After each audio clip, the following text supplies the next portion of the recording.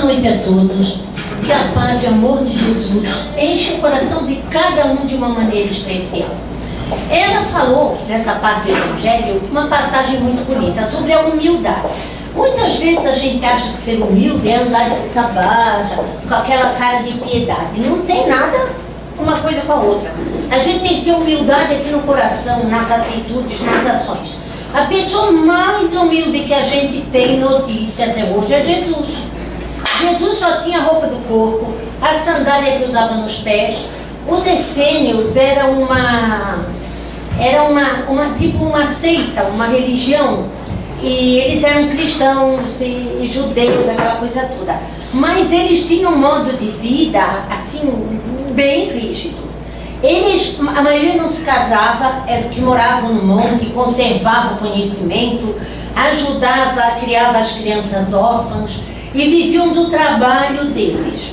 E aí eles viajavam, eles eram também terapeutas, médicos, com ervas.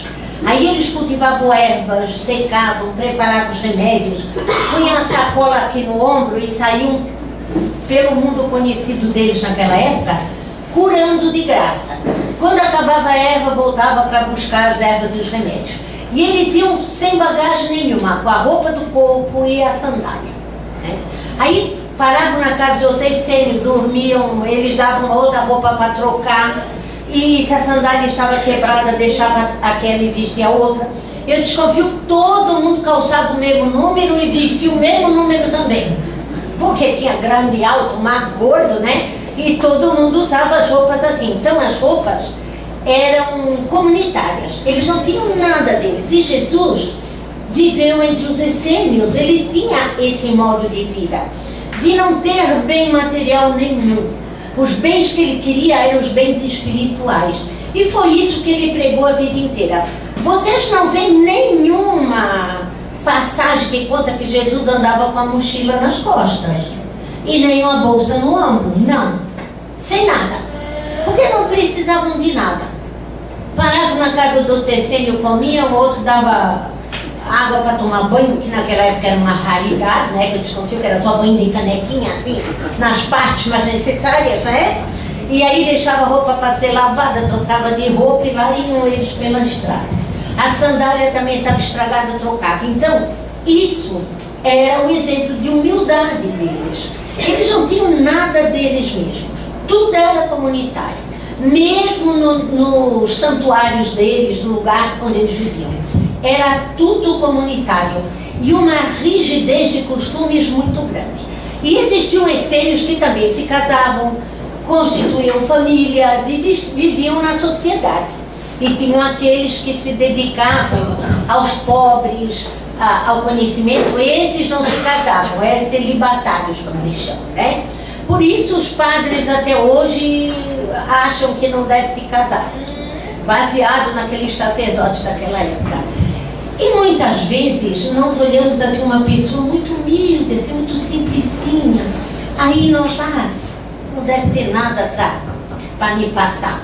Mas se você tiver um pouquinho de paciência, um pouquinho de bom senso, e sentar e conversar um pouquinho com aquela pessoa, muitas vezes você descobre que ele tem tesouros que muita gente muito rica e muito cheia de faculdades não tem. Porque eles têm a faculdade da vida. Eles viveram, eles aprenderam, eles sabem nos ensinar muita coisa.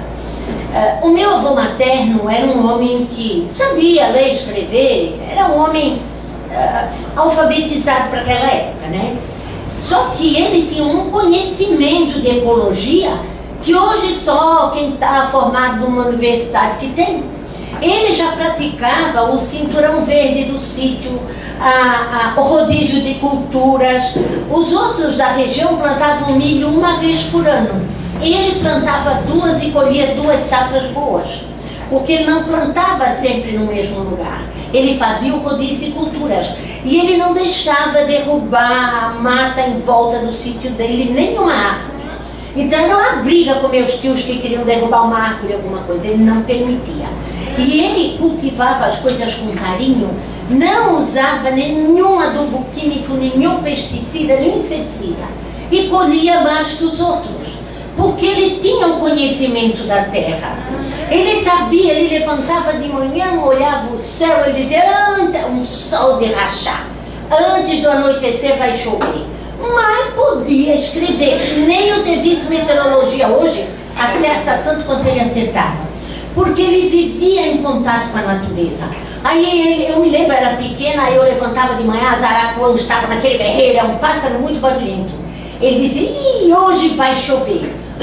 Mas não tinha erro, chovia. Então, hoje, agora que eu já sou velha também, que eu levanto de manhã, eu escuto aquele barulhão da aracuã, falei, olha, o vovô Gica dizia que ia chover. Vamos, o vovô estava certo. Então a gente aprende coisas com essas pessoas e não esquece nunca mais. Eu ia passar férias, ele ia capinar, e aí ele pegava uma erva espontânea, né? Ele dizia assim, esse aqui é remédio para tal coisa. E eu era pequena, eu aprendi, eu nunca mais esqueci as lições que ele me deu. Então ele aprendeu com a vida, ele aprendeu com as pessoas mais antigas do que ele. E ele compartilhou com a gente toda essa sabedoria.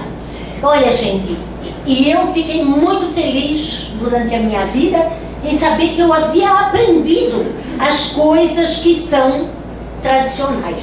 Aí eu morava em São Paulo, uma grande escola de São Paulo resolveu fazer um laboratório com os alunos, porque eles queriam que os alunos aprendessem o que eles teriam que fazer se não tivesse mais aparelho elétrico.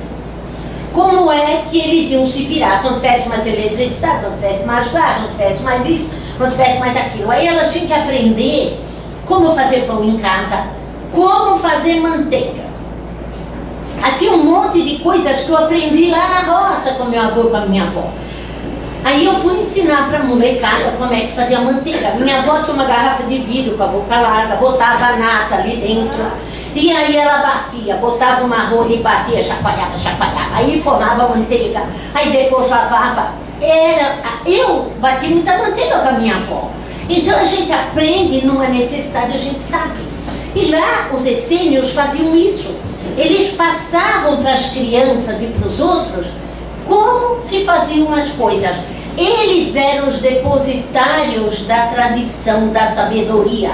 Mesmo aqueles papiros, aqueles pergaminhos que tinham a sabedoria, as coisas que escreviam, eles tinham uma turma que estudava aquilo e passava para o mais jovem. E Jesus viveu nesse meio. Então Jesus era um homem simples, era um carpinteiro como o pai dele, mas ele era um homem com muita sabedoria, porque ele estudou com os essênios, ele frequentava constantemente o mosteiro dos essênios. Então nós vimos que apesar de toda essa sabedoria, de todo esse conhecimento, ele era um homem extremamente humilde. E ele pregava a humildade, a solidariedade, ele pregava a divisão e a confiança no Pai. Ele sempre recomendava que a gente tivesse fé, porque a fé remove montanhas. Todos nós já nascemos com uma sementinha de fé no coração. Mas se nós não botarmos uma aguinha de vez em quando, uma coisinha para alimentar essa fé, ela vai murchar e morrer. É como uma plantinha frágil. Então você tem que alimentar a sua fé. E eu digo uma coisa, não é aquela fé cega, aquela fé que te deixa cego que você não enxerga nada. É uma fé raciocinada. Você tem que estudar, você tem que aprender, você tem que ler, tem que saciar a sua curiosidade das coisas que você quer. Você tem dúvidas, leia, pergunte e procure se instruir. E passe tudo isso pelo crivo da razão. A gente deve perguntar assim, isso me serve? Isso é certo? Se for, a gente acredita e alimenta mais a nossa fé. Não adianta nós sermos cegos e fanáticos, não. Nós temos que ter uma fé consciente, uma fé raciocinada, que era isso que Jesus recomendava. Que a gente aprendesse, que a gente se desenvolvesse espiritualmente, que a gente tivesse conhecimento e tivesse fé. Acreditasse em Deus primeiro, acima de todas as coisas, em nós mesmos, tivéssemos confiança em nós mesmos e tivéssemos uma caridade infinita com o nosso próximo. Aí nós muitas vezes criticamos o nosso próximo, nunca nos colocamos no lugar dele. Por que não nos colocarmos? Eu tenho defeitos e muitas vezes as pessoas enxergam esses defeitos melhor do que eu mesmo, porque diz que a gente não gosta muito de se olhar no espelho, porque lá no espelho você se vê como você realmente é. Então a gente olha no espelho o mais rápido que puder, né? Se arruma, se pinta, e sai, porque a gente no fundo não quer nem enxergar os defeitos que a gente tem. Na turma dos 12 passos de Alcoólicos Anônimos, Neuróticos Anônimos, Dependentes Químicos Anônimos, tem uns passos, eles vão fazendo todos aqueles passos, toda aquela mudança. Quando chega no 7º passo, tem gente que entra em parafuso, porque ele tem que olhar para dentro dele mesmo, fazer uma análise sincera e profunda de tudo que ele aprontou até aquele dia e tomar a decisão firme de tentar consertar tudo errado que ele fez, desde que esse conserto não vai estragar mais ainda o que ele já estragou. Ele tem que analisar se ele lá pedir perdão, se ele lá se retratar, não vai criar um problema maior ainda. Tem gente que fica assim desesperado. Eu conheço um, que aí o instrutor falou, olha lá o cara, tá lá debaixo dos eucaliptos, 5 horas da tarde, pernilongo comendo o cara vivo, né? Chupando e canudinho. Aí o instrutor falou, cara, sai daí, tá cheio de pernilongo, eu não mereço viver. Eu quero morrer, eu quero que a gente me chupe o sangue todo.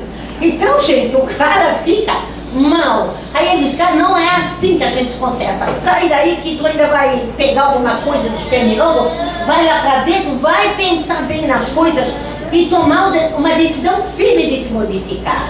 Então é isso que nós temos que fazer. Fazer uma autoanálise nas nossas atitudes. Ver até onde a gente está errado, até onde a gente deixa o egoísmo vencer a gente. Olha, a gente tem um apego tão grande às coisas que, olha, é assustador. Eu dei uma mesa com 6 cadeiras para minha filha. Linda, eu achava aquela mesa linda, maravilhosa. Mas não tinha lugar nessa casa que eu fui morar. Ela pediu, eu disse, ó, estou emprestando. Aí essa semana ela disse, eu vou chamar marceneiro para lixar, pintar de verde Tiffany. Falei, eu te dou uma surra de pau se estragar minha mesa. Tu não vai pintar minha mesa de verde Tiffany. Ela assim, mas eu gosto. Eu falei, eu te emprestei para usar da cor que é. Madeira natural. Gente, não consigo me desapegar da minha mesa e nem das cadeiras. Mas é muito engraçado o apego da gente às coisas. Confesso que ainda estou grudada na mesa que eu emprestei. Então, gente, a vida da gente é um eterno aprendizado. A gente aprende com os filhos, aprende com os netos, aprende com todo mundo. E a gente tem que ter a humildade de baixar a cabeça e admitir que a gente está errado. Na hora ela olhou para mim e disse, olha o desapego. Olha o desapego, está querendo estragar minha mesa. Então, viver é muito bom, mas a gente tem que começar a se modificar. Sei que muitas vezes a nossa atitude machuca alguém que está junto com a gente. Mesmo Jesus, muitas vezes, se sentiu chateado. Eu não digo que Jesus ficou magoado, aquelas coisas, mas ele foi combatido pelos judeus que eram contemporâneos dele, até pelos próprios irmãos dele, que não aceitavam muito bem a missão dele, aquela humildade dele, aquele não revidar nada. Os irmãos dele ficaram meio irritados com aquilo, não entenderam a grandeza da missão de Jesus, que o reino dele não era deste mundo. Ele dizia para todo mundo e ninguém acreditava, que até o fim eles queriam que ele se tornasse rei dos judeus. Tanto que os romanos botaram uma placa em cima da cruz, né? Jesus Nazaré, rei dos judeus. Só que em judeu é Jesus, Então, aquilo eles fizeram como chacota, porque eles diziam que os judeus queriam que ele fosse rei. Fizeram um manto, botaram uma coroa de espinhos. Então, muitas vezes, eles riam, eles tiravam sarro dessa humildade de Jesus. Eles não entendiam a grandeza de espírito dele. E ele humildemente aceitava sem revidar. Quer dizer, vai alguém dizer, ou pisar no nosso pé sem querer. Se a gente puder dar um pisão no pé do outro, né? Muitas vezes. A gente tem que se controlar. Então, essa é a nossa caminhada. Conseguir dominar o nosso gênio. Conseguir dominar os nossos ímpetos. Conseguir transformar aquele rancor em amor. Conseguir transformar aquela malcriação, aquela coisa em tolerância. Porque a gente muitas vezes revida, responde na hora, né? Até certa feita, durante assim uma contenda minha com meu marido, né? Porque nem sempre a gente concorda em tudo. Eu disse assim pro meu marido, tá bom, tá bom, tá bom. Aí ele disse assim pra mim, você tem sangue de barata, né? Eu disse, não, justamente porque eu não tenho sangue de barata que eu tô ficando quieta. Eu vou me acalmar e você me aguarde. Aí eu esperei uns 2 dias. Eu veio 2 dias para me acalmar. No terceiro dia eu estava calminha. Estava zen, como diz a turma. Eu disse, agora senta aí que eu quero conversar com você. A minha filha passou. Ela disse, caramba, o que estava acontecendo? Você estava com uns 2 metros e ele bem pequenininho. Porque eu falei com calma e pausadamente tudo que eu achava. Quando eu acabei, eu disse para ele, você concorda? Concordo. Estava resolvido. Se eu tivesse ido brigar com ele naquela hora, a coisa ia ficar preta. Aí ele tinha assim, domingo, ele deixou de fumar uma época, né? Quando ele deixou de fumar, meu Deus, ele pegava um fio desencapado, porque o vício escraviza, né? Aí ele levantava todo sábado de manhã com 2 pés esquerdos. E reclama disso, reclama daquilo. Aí eu estava filetando frango para temperar, e eu peguei a faca e comecei a passar assim na pia. E ele brigando, falando, eu lá, com a faca. Ele virou para mim e disse, o que tu tá fazendo amolando essa faca aí? Eu falei, você não quer brigar? Eu saiu com uma bala. Aí eu disse a minha filha, ele acreditou. Então, muitas vezes, a gente acaba com a briga com uma brincadeira. Assim como a tirada mais espirituosa. Não adianta, um fala um, outro fala outra, a coisa vira uma contenda que a gente acaba tendo que se separar. Aí um dia eu disse para alguém que eu tenho uma língua terrível. Quando a gente briga, eu calo a boca e mordo a língua, gente. Porque se eu disser aquilo que eu estou pensando, eu nunca mais consigo consertar. Então é bom morder a língua e sair 1, 2, 3, 4, eles não entendem por que eu faço isso, né? Mas eu entendo. Porque a minha mente é rápida e é certeira no tiro. E eu não posso usar essa arma.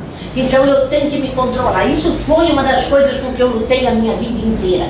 Então a gente tem que se modificar. A gente tem que ficar mais compreensiva. A gente sabe que os filhos erram. Qual filho de alguém aqui nunca meteu os pés pelas mãos? Se disser que tem um filho que nunca fez nada de nada, eu não acredito. Porque todo mundo tem a mesma reclamação. Mas se diante do primeiro erro, a gente deu uma surra de pó e botar o filho para fora, a gente não vai juntar lá na frente todo quebrado e ter que colar os pedacinhos? Então é melhor que a gente agora pegue, sente, converse, dá um castigo, faz o que tem que ser feito. Quando é pequeno, até uma esquentadinha onde o sol não bate, assim devagar, né? Sem muita violência. Às vezes resolve, porque tem criança que fica assim tão... grita, coisa que tu fala e ela grita mais. Se tu dá uma palmada, ela para porque se assusta, aí tu pode conversar com ela. Muitas vezes a palmadinha, a lei é contra a palmadinha, mas às vezes é o freio, né? Não vai machucar a criança, né? Aí a minha filha, quando a minha neta faz uma coisa errada, ela dá um grito. Xixi! Aí ela para. Aí ela fica quieta um pouquinho, depois ela vai perto da minha filha, passa a mão e já a cabeça. Tá meiozinha? Tá, mamãe. Tem 2 anos e pouco, eu falei pra minha filha, caramba, Deus te mandou uma filha com uma grande sabedoria, porque tu é uma desatinada. Então, gente, viver uma arte. E nós pegamos o Evangelho de Jesus e lemos. Lá tem os exemplos de como viver bem. Não criticar o próximo, ser caridoso com o próximo, perdoar as ofensas, repartir um pedacinho de pão com quem tem fome, dar um copinho de água para quem tem sede, fazer coisas que não vão ser muito pesadas para a gente. Muitas vezes ela socorrer alguém que está em dificuldade, às vezes não vai dinheiro, não vai nada, vai um abraço, vai uma xicrinha de chá, vai uma palavra amiga, vai um sorriso, vai um gesto de carinho. E aquela pessoa se sente reabastecida de energia. Porque quando você faz isso numa pessoa, você está colocando a sua mão no ombro, você está aconchegando essa pessoa, você está passando energia para a pessoa. Vocês sabem que quando a criança se machuca, a gente lava bem umas 4 barras de sabão e depois a gente passa a mão em cima. A gente diz que está benzendo, brincando, né? Mas não é que a gente está benzendo, é a energia da nossa mão. Logo, logo a criança para de chorar.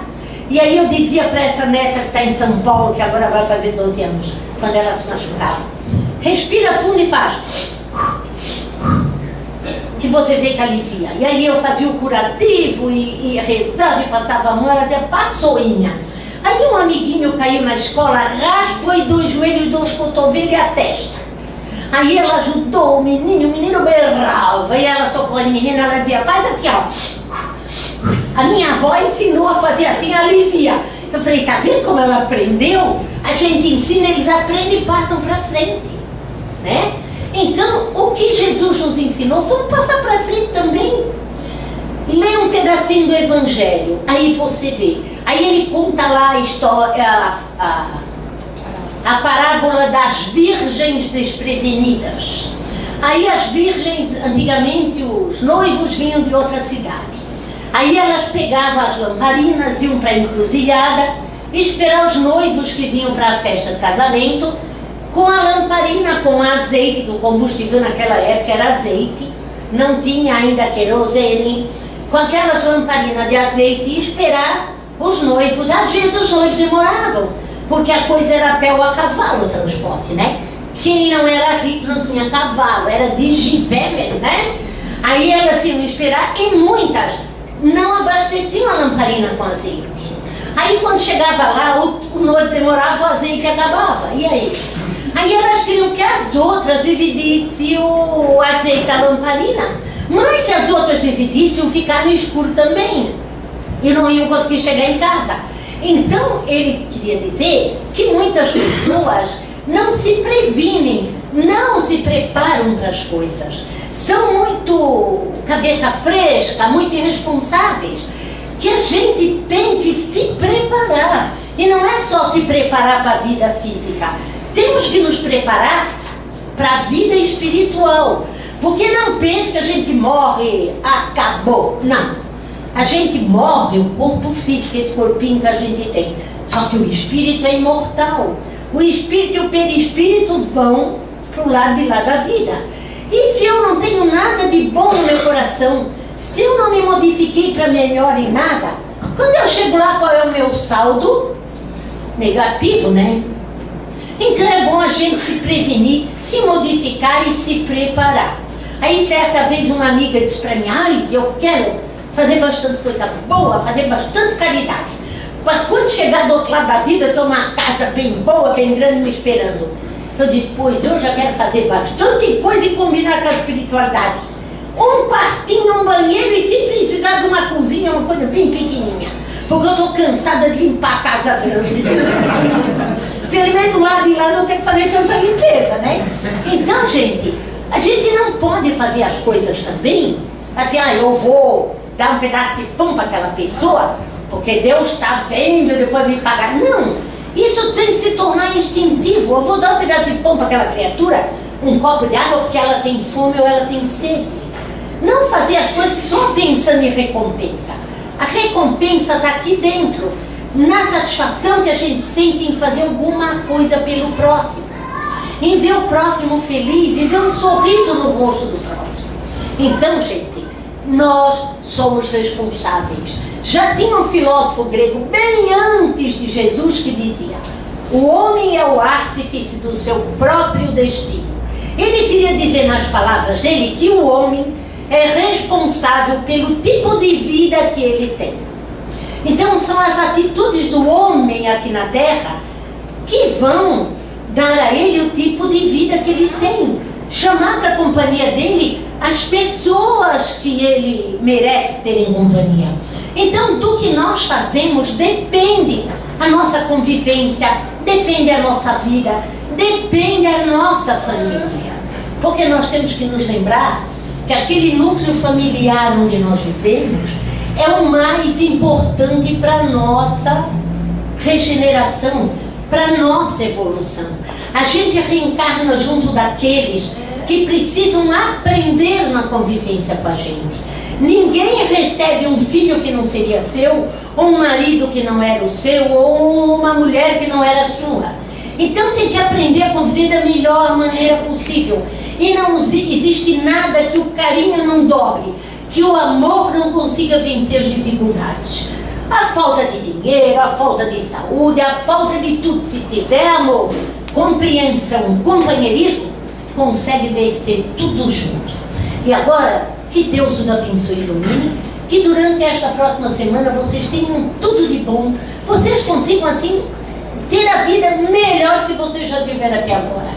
Que Deus os abençoe e ilumine. Agora vamos fechar os olhos, serenar o coração, que a prece vai começar.